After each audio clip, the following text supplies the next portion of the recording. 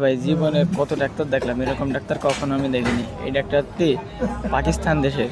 এই ডাক্তারটি বাচ্চাটিকে ইঞ্জেকশন দিচ্ছে, অথচ ও কিছু টেরই পেল না।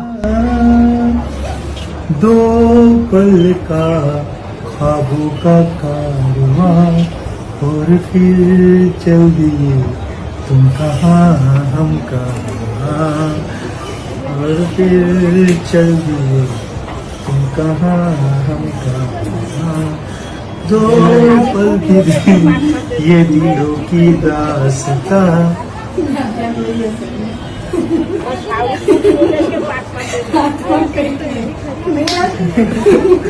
और फिर चल दिए तुम कहाँ हम जो दो पल का ख्वाबों का कारवां। বলবো যাই হোক, এরকম ডাক্তার প্রতি ঘরেই প্রয়োজন।